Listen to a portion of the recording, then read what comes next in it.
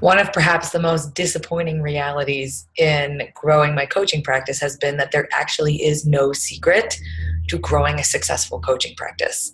A lot of the advertisements in the coaching world would love to leave you to believe that this is your breakthrough system or your breakthrough moment. And I feel that there's a little bit of irresponsibility in using words like your breakthrough thing, or this will be the thing that hits the turning point in your business, because there is a turning point in your business where, it feels like things are working, but there's no secret and there's not one thing that does it. It's playing full out and serving fearlessly and powerfully. Fearless coaching is about saying what the person in front of you not needs to hear, but what would serve them the most powerfully in that moment.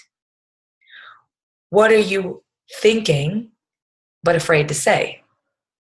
What do you know they need to hear where they're afraid they might get upset with you? Or where do you see them? I feel this often, and I have had a couple conversations with coaches recently about non-compliant clients where they're showing up to their conversations and they haven't done what they said they were going to do. And as your coach, how much are you willing to call them out? How much are you willing to say, listen, you didn't do what we said, so of course you didn't get the result that you wanted. I am working with a woman right now who has a lot of stress. She's a lot of anxiety that's leading to emotional eating in the evening. And so she has massive sort of emotional eating breakdown. And she texted me and she said, hey, listen, I'm freaking out. I'm spiraling out of control. And so I said, call me. So we got on the phone and I asked her if she had done the meditation that we tried. I asked her if she had used the Brainwaves app that I suggested to her. And she said, no, I haven't. And I said, well, that's why you're spiraling out. So I don't see a need for us to have this conversation until you've done the things that we said we were going to do. And in that moment, it was hard because I wanted to support her. I wanted to make her feel good, but that wasn't actually in service to her. What would be in service to her was calling her out that she hadn't done what we had set to do to put into practice. And with her, and she said, you know what, you're absolutely totally right. It was hard for her to hear. We hung up the phone. She did it for the next week, and her emotional eating, for that time at least, completely stopped because she was dealing with what she needed to deal with. Fearless coaching is also about what you're willing to hear as a coach. I was on the phone with another client just a couple days ago, and we were talking about what it would be like to recommit. So in the last conversation with a client, if I feel like it would be in service to them to continue to coach, then what we do is we dive deep into what we have already created. And I ask them questions like, what were you able to create in the time that we worked together? How is that different than what you wanted to create? What weren't you able to create? What didn't you create that you wanted to in our time together? And then we dive deep into how did you create the result of not creating what you wanted? And then how could I have served you more powerfully to create what you wanted? And part of me hates asking those questions because, of course, do I want to sit there and just hear how great I am and like how the world totally changed in the time that we worked together? Absolutely. That's the human part of me. But the coach part of me wants to know what they didn't create and where I could have showed up more powerfully to serve them to create that. And that actually gives us space to uncover what we could do moving forward. Where if I only want to hear what I did great, it doesn't really lead naturally into a conversation about creating more and how we could do more impactful and powerful work together. So fearless coaching is about asking the questions that you're afraid to ask because you don't know how they're going to feel, or you think that might make them feel badly. And it's about asking the questions that maybe you don't want to hear because you're afraid that it'll make you feel badly. But fearless coaching is about being in service to the client's desire and goal of creation, not to the client's desire and your desire to feel good. Fearless coaching is about the knowledge that feeling good and feeling fulfilled don't always happen at the same time.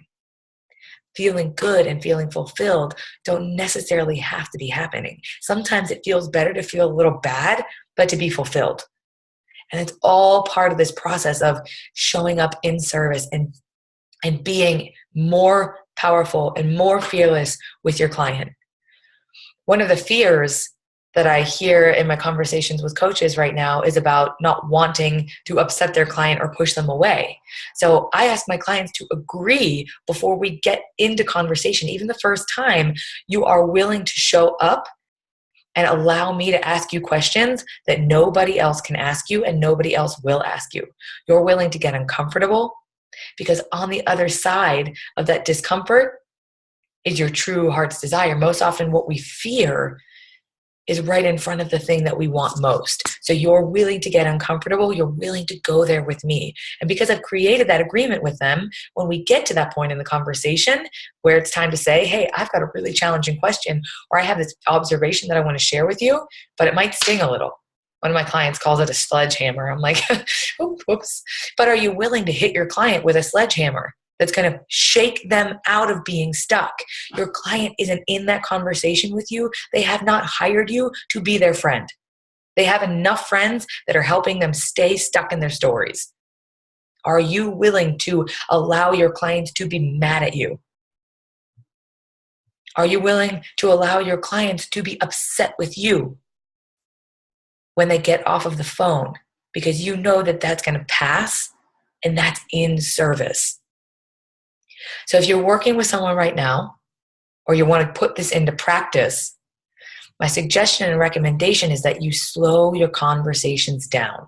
When you don't know what to ask, or when you find a client who's very, very stuck, how much time are you willing to sit in silence until the right question comes up for you, or the right insight comes up for them? So in your next coaching conversation, or before your next coaching conversation, sit with your eyes closed, deep in breath, open in space, and ask yourself, what am I willing to ask that's most in service to this person? Or what am I most willing to say that's in service to this person that might be uncomfortable for me and for them? So how uncomfortable are you willing to get?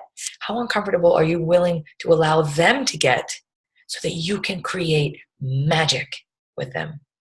That's what fearless coaching is all about. I'd love to know where you feel your edge is and what you're willing to ask and what you're willing to do with and for your clients. So share with me below, reach out to me for additional support, and share this video with someone who you know could be a little more fearless to create a little more impact.